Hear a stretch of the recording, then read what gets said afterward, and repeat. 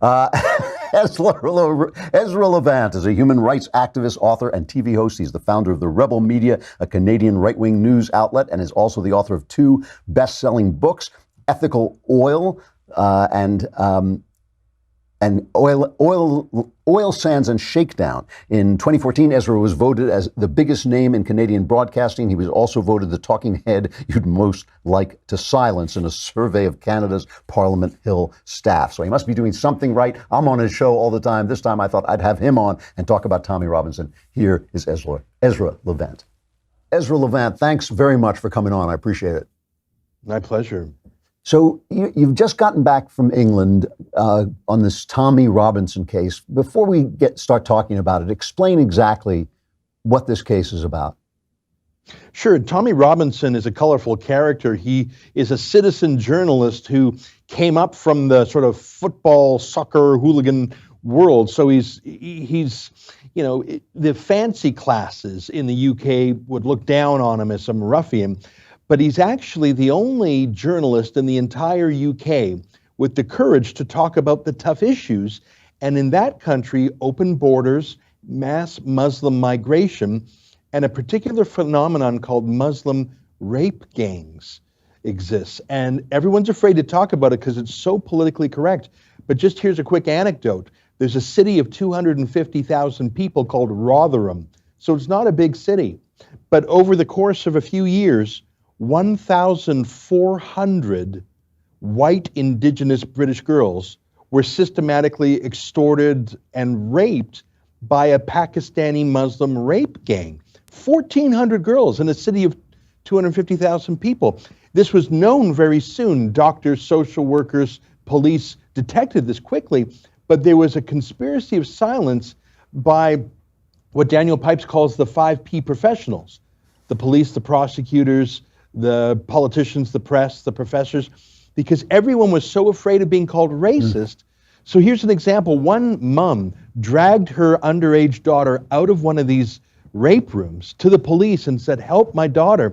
And a policeman said, "You be quiet now, or we will charge you with parental neglect." And this was covered up for years. It was finally a formal inquiry, and the number one excuse given was afraid of being called racist. Tommy Robinson reports on this unreportable subject, and on May 25th, he was outside a courthouse in Leeds, where a 29-person rape gang was on trial for raping girls as young as 11 years old. And he was out there live streaming on Facebook, and then 7 police swooped down on him, bundled him in the back of a police truck. He was hauled before the judge, who had a summary trial, and sentenced him to 13 months in prison for live streaming. So he went from arrest to prison in 5 hours. Didn't they have some kind of that he was out on bail? Hadn't he violated some parole thing, or is that wrong? He had done a similar thing in Canterbury, where there was a rape gang on trial there, and he filmed himself on the court precincts, a little selfie video for 45 seconds. I should tell you, Tommy Robinson used to work with us at the Rebel a year ago, so I know this because I was involved in the Canterbury case. He pointed his cell phone at his face like this, and he talked into it for 45 seconds, but because he was standing on the court precincts, that's illegal. So he just did a little video commentary, 45 seconds. He was given a 3-month suspended sentence. Okay. So that sentence kicked into effect, and they added another 10 months to it. Got it. Because he was standing outside the Leeds court, and he didn't say anything about the trial inside other than the names of the accused. So now he went to prison for 13 months. He's out though. Am I right? Yeah. Now we mustered a crowdfund campaign to hire some excellent lawyers to appeal his conviction and his sentence. And the Lord Chief Justice of the entire England and Wales presided over the case with the Court of Appeal, and he won. So after 2 months, and he served it in solitary confinement. Can you believe that? Wow. Because, as you can imagine, Muslim prison gangs, I mean, in the United States, you have different ethnic gangs in prison. You have Hispanic gangs, black gangs, white gangs, I guess. In the UK, the dominant prison gangs are Muslim. And in fact, when you're in prison, you often convert to Islam to be protected by the Muslim gangs. So Tommy Robinson had a fatwa on his head. Any Muslim prisoner who would murder him would become a hero. So he had to be put in solitary or he'd be killed immediately. Wow. Well, you can't live for 13 months in solitary. They had him in prison for 2 months, and the Muslim prison gangs worked the kitchen. So he couldn't eat anything that wasn't sealed or wrapped, because they would say, "Oi, Tommy, how's your food, eh?" Because they were trying to poison him. So he lost 40 pounds in prison. He asked for permission to get more food. The prison warden said no. He lost 40 pounds. We finally sprung him out of prison last week. He looks like a concentration camp survivor. He was not fat to begin with. He was like 170 pounds. He's a grown man. He's 135 pounds now. And here's the crazy thing. They're sending him back to court next month to have a rehearing. They want to throw him back in prison again. For the same thing? For the same thing, because the Court of Appeal threw out the conviction and the sentence, saying it was procedurally flawed in about 6 different ways. But instead of throwing it out, they said, so have a retrial of the same offense and do it right and put him away right. The Court of Appeal was an incredible vindication that his first conviction was flawed, onerous. He was sentenced to under the wrong provisions. He was not given a right to a fair hearing. He didn't have proper counsel. There were so many things flawed with it. He was obviously treated improperly in prison, but instead of letting the man go after a 2-month prison term, the Court of Appeal said, oh, just do it over again and just get it right this time. So he's in jeopardy of more prison. I should tell you that he is the first journalist in the UK to be imprisoned for contempt of court since 1949. So it's just not done in the UK. So now you're Canadian, why are you going over there? Well, as I mentioned, Tommy used to work for us here at The Rebel. He was our UK journalist. And I became friends with him, and we fought on his side to get him out of trouble in the Canterbury rape gang trial. So he's independent now, but when I saw him get locked up in the back of that police truck, his last words were, "Get me a lawyer." Right. And I thought, well, I can do that because I know all these lawyers in the UK from when Tommy worked with us. So, I met his wife and his kids, and the idea of Tommy Robinson going to prison for 13 months because he was reporting out, and all he did was say the names of the accused, and he read them off the government broadcaster website, the BBC. At this moment, Andrew, you can go right on the BBC website and Google the Huddersfield rape gang. They call it a grooming gang. The Huddersfield grooming gang. You could read the 29 names off the BBC website right now. All Tommy Robinson did was read the government website into Facebook, and he was arrested for contempt of court because they said that was disrupting and endangering the integrity of the trial simply to read those names on the live stream. Now let me ask you this. I'll have, if you can give me a hand with this, I'll have Tommy on the show, and I'll let him make his case and interview him directly if he wants to come on. But meanwhile, I have heard all kinds of things about Tommy Robinson personally, that he has been arrested for violence, for domestic abuse. I know he was part of the British National Party, which is an actual fascist party. I'm not sure how long he was with them. Are we, even though he's right about the rape gangs, is it possible that he is on the wrong side in a lot of other ways? I heard so many bad things about Tommy Robinson because I relied on the internet, the mainstream media. So when I remember my first interview with him via Skype, I was sort of nervous. I said, Tommy, they say all these things about you. How do you feel about the Jews? How do you feel about this and that? And I realized that a lot of it was misinformation. When I first met him in the UK, I met him with his best friend since childhood, who happens to be black.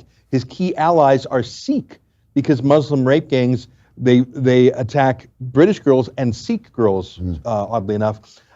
It's true that he was the founder of something called the English Defence League, but when it became too intolerant and racist, he abandoned it. He actually shut down the organization that he created. It's not true that he was arrested for domestic violence. That's simply not true. He got into a shouting match and then he got into a scuffle with an off-duty police officer. Like I said, in my first mention of him, he comes from that football hooligan world. Tommy is no saint, but although he has his vices, he has one enormous virtue.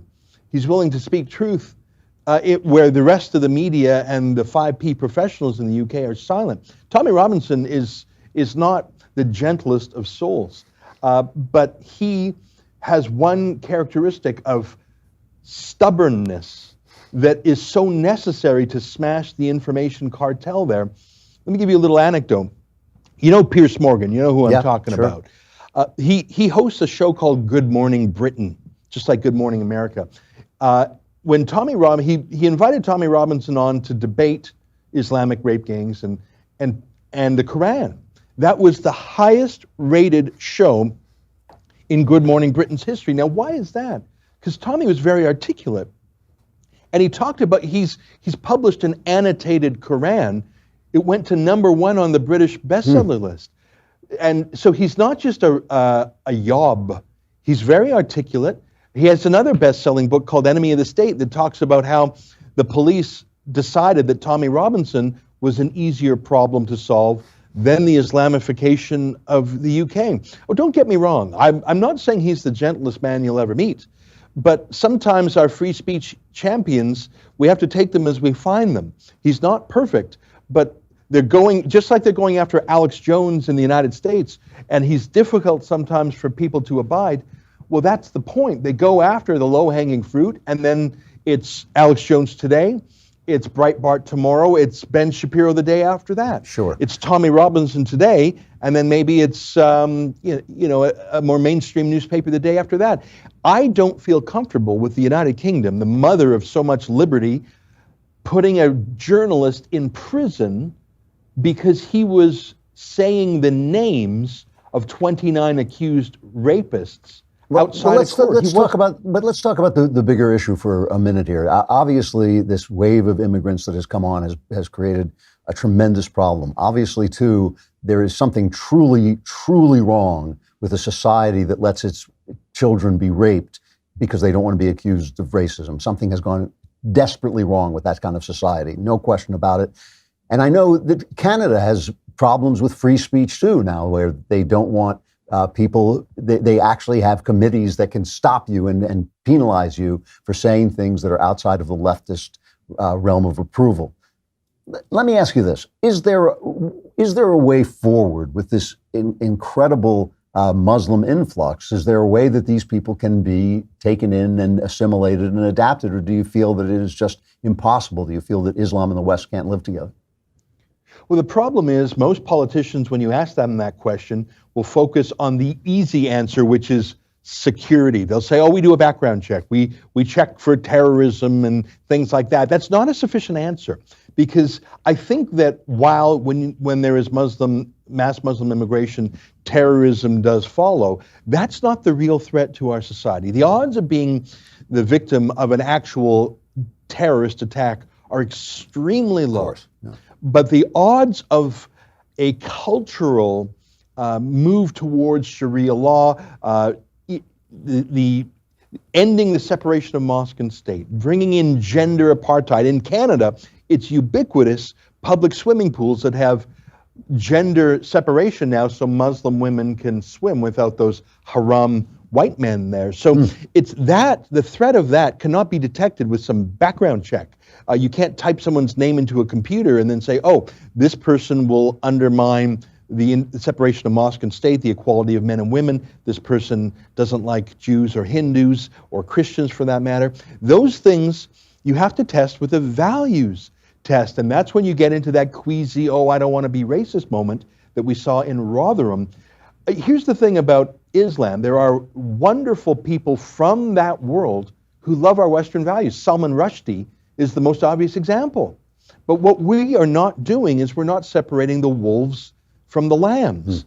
When Europe takes 2 million Muslim migrants and does not sort them, in fact, lets them sort themselves, basically the strongest and the fastest young men who can get over to Germany and France, we're not sorting the wolves from the lambs. In fact, we're taking a disproportionate number of wolves. I believe in taking people from Muslim countries who are enlightened and liberal and progressive in their Islam. And there are wonderful examples of that, Ayaan Hirsi Ali being a famous example. But we are not even vetting people whether or not they're a cultural fit. And the thing is, if you have a small Muslim migrant population, that's not a big issue. But in many towns in the UK, like Luton, where Tommy Robinson was from, Malmo in Sweden, Rotterdam in Holland, where you have 30, 40, 50% of the people being Muslim, it no longer has the characteristics of Holland or UK or Sweden. It becomes a ghetto where niqabs and hijabs are the norm, where Sharia courts de facto mete out the law, where alcohol is banned, gays are beat up, and terrorism festers, like Molenbeek, Belgium. So it's actually about numbers, and we're not vetting, we're not sorting. It would be as if in 1940, the West were taking Germans. Okay, I like Germans too, but let's sort the true refugees from the perpetrators there. So let me ask you, this is the last question because I'm out of time, but the people you mentioned as people who are enlightened and Western, Salman Rushdie, Ayaan Hirsi Ali, they're not Muslims. They've abandoned the faith, essentially. What do you propose that Europe, and I assume Canada, what do you propose they do about the Muslim population that's already there?